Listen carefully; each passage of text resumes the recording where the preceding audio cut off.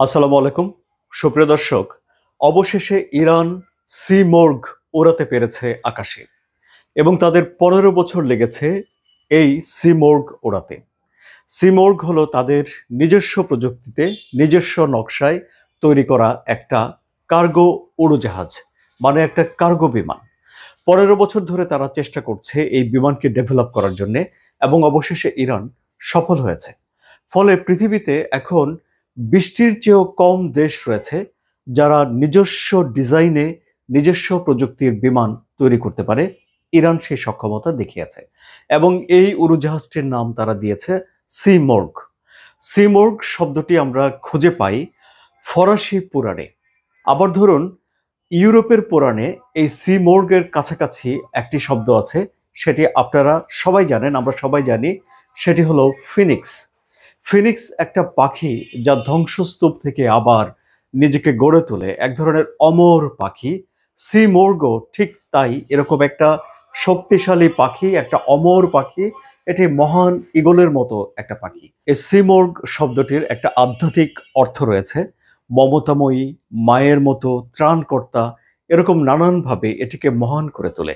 সুতরাং সেই পুরাণ থেকে ইরান তাদের এই উড়োজাহাজের নামটি নিয়েছে। শুধুমাত্র আধ্যাত্মিক, মমতাময়ী এরকম বিষয়ে যে এই নামটি জড়িত তা নয়, কিন্তু আমরা মহাকবি ফেরদৌসির শাহনামা যে গ্রন্থটি রয়েছে সেই গ্রন্থে কিন্তু এই সিমর্গ শব্দটি খুঁজে পাই। এবং একটি গল্প আমরা সবাই জানি, ছোটবেলায় আমরা পড়েছি কিংবা আমরা দাদা নানি বড়দের কাছ থেকে শুনেছি, সেই গল্পের ভেতরেও সিমর্গের উপস্থিতি আছে। সেই গল্পটি হলো সোহরাব এবং রুস্তমের গল্প। রুস্তম ছিল ইরানের সর্বশ্রেষ্ঠ বীর এবং সোহরাবের জীবনের পার্টে সিমর্গের কোনো ভূমিকা নেই, কিন্তু রুস্তমের জন্মের সময় সিমর্গ উড়ে এসেছিল। তখন তাকে জন্ম দেয়া একটু কষ্টসাধ্য হয়েছিল, একটা সার্জারির দরকার পড়েছিল এবং ক্ষত শুকানোর দরকার ছিল। এই সার্জারি করা এবং ক্ষত শুকানোর যেই বুদ্ধি, সেটি এই পাখি সিমর্গ দিয়েছিল। সুতরাং দেখা যাচ্ছে যে আধ্যাত্মিকতা, সাহিত্য, বীরত্ব, উদ্ভাবন, এরকম অনেক কিছুর মিশেলে যে নাম সিমর্গ, সেই শব্দটি দিয়ে ইরান তাদের নিজস্ব প্রযুক্তিতে তৈরি করা যেই উড়োজাহাজ সেটির নামকরণ করেছে। 2022 সালে এই সিমর্গ যেই কার্গো বিমান রয়েছে তার একটা ট্যাক্সি টেস্ট হয়েছিল। ট্যাক্সি টেস্ট হলো যে যখন কোনো বিমান তৈরি করা হয় তখন এই বিমানটিকে গাড়ির মতো করে রানওয়েতে চালানো হয়। সেটি তখন উড়ে না, অর্থাৎ রানওয়েতে দৌড়ায়। তখন সেটিকে প্রথমে ধীরে ধীরে দৌড়ায়, মাঝারি স্পিডে দৌড়ায় এবং প্রায় উড্ডয়নের কাছাকাছি একটা স্পিডে এটাকে চালানো হয়। এতে করে ভারসাম্য পরীক্ষা করা, গিয়ার ঠিকমতো কাজ করে কিনা, যন্ত্রপাতিগুলো ঠিকঠাক আছে কিনা, নকশা ঠিকঠাক মতো কাজ করছে কিনা, এরকম বিষয়গুলো তখন পরীক্ষা নিরীক্ষা করা হয়। 2022 সালে ইরান এই পরীক্ষাটা সেরে ফেলেছিল। এখন এসে ইরান এটিকে উড্ডয়ন করেছে। এবার ইরানকে যা করতে হবে সেটি হলো যে 100 ঘন্টা বিভিন্ন পরিস্থিতিতে, বিভিন্ন আবহাওয়ায় এই উড়োজাহাজটিকে উড়াতে হবে এবং তারপর এটিকে প্র্যাকটিক্যালি ইরান ব্যবহার করতে পারবে। ইরান মনে করে যেহেতু এই উড়োজাহাজটি 39 শত কিলোমিটার পর্যন্ত 6 মেট্রিক টন ওজন নিয়ে উঠতে পারে, ফলে এটি পণ্য পরিবহন, মানুষ পরিবহন, চিকিৎসা সেবার, জরুরি চিকিৎসা কাজের জন্য নানান কাজে এটিকে ব্যবহার করা যাবে।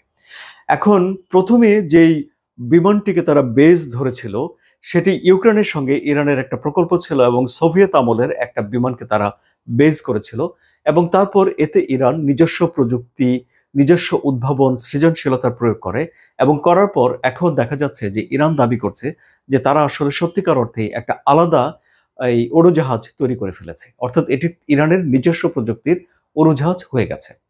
ইরান প্রযুক্তির ক্ষেত্রে কপি খুব ভালো পারে, আবার নিজস্ব প্রযুক্তির সংযোজন করে কপিকে আলাদা করে ফেলার কাজটিও ভালো পারে। এ বিষয়টি আমরা দেখেছি ইরানের অন্যতম সাফল্য তাদের ক্ষেপণাস্ত্র খাতেও। প্রথমে তারা উত্তর কোরিয়া এবং রাশিয়ার কিছু ক্ষেপণাস্ত্র এনে সেগুলোকে কপি করে, নকল করে বানিয়ে ফেলতো। তারপর নিজস্ব প্রযুক্তি উদ্ভাবন দিয়ে দিয়ে তারা ক্ষেপণাস্ত্রকে এমনভাবে ডেভেলপ করেছে যার ফলাফল আহ ইসরায়েলের সঙ্গে ইরানের 12 দিনের যুদ্ধে আপনারা তো দেখতেই পেয়েছেন যে ইসরায়েল তার প্রযুক্তি এবং আকাশ প্রতিরক্ষা ব্যবস্থার জন্য এত আলোচিত, এত বিখ্যাত, সেই ইসরায়েলের মাটিতেই ইরানের ক্ষেপণাস্ত্র আঘাত করেছিল এবং সে আকাশ প্রতিরক্ষা ব্যবস্থাকে গুড়িয়ে দিতে পেরেছিল। ইরান এই যে ক্ষেপণাস্ত্র তৈরি করেছিল সেটিও করেছিল তাদের একটা প্রয়োজন থেকে। এই বোধ তাদের তৈরি হয়েছিল ইরাক ইরান যুদ্ধের সময়ে। তখন তারা অনুভব করেছিল যে তাদের যদি ক্ষেপণাস্ত্র থাকতো তাহলে তারা এই যুদ্ধে বেশ একটা সুবিধাজনক অবস্থানে থাকতো। ফলে যুদ্ধ শেষ হওয়ার পরে তারা এই ক্ষেপণাস্ত্র তৈরি করার কাজ শুরু করে। অর্থাৎ এখানেও আমরা নিজস্ব প্রযুক্তির ব্যবহার দেখেছি। আবার এই যে 12 দিনের যুদ্ধের পরে ইরান তাদের নিজেদের কিছু দুর্বলতা আবিষ্কার করেছে। যেমন তাদের দেশের ভেতরে মোসাদের গোয়েন্দারা ছিল, কাজে তারা এখন গুপ্তচরদের বিরুদ্ধে সরব হয়ে উঠেছে, গুপ্তচর মুক্ত ইরান তৈরি করার চেষ্টা করছে। তাদের আকাশ প্রতিরক্ষা ব্যবস্থা ভেঙে পড়েছিল, তারা রাশিয়া থেকে আকাশ প্রতিরক্ষা ব্যবস্থা নিয়ে এসেছে, মিসাইল আরো আপগ্রেড করার চেষ্টা করছে, আকাশে রাজত্ব করার জন্য তারা কিছু এয়ারক্রাফট ক্রয় করছে বলে জানতে পেরেছি আমরা। এবং সাইবার সিকিউরিটিও তারা নিশ্চিত করার চেষ্টা করছে যেন সবকিছু হ্যাক করে তাদের দখল অন্যরা নিয়ে নিতে না পারে। সুতরাং ইরান এই যে 15 বছর ধরে একটা প্রযুক্তির পিছনে লেগে থেকে শেষ পর্যন্ত সফল হলো, তা থেকে ইরান এই বিষয়টি বোঝালো যে তারা যেটা ধরে সেটা তারা করেই ছাড়ে। তাই নয় কি সুপ্রিয় দর্শক? আপনাদের মতামত জানাবেন কমেন্টে। আলোচনা যদি ভালো লাগে তাহলে সাবস্ক্রাইব করে এই চ্যানেলের সঙ্গে থাকুন। ধন্যবাদ সবাইকে।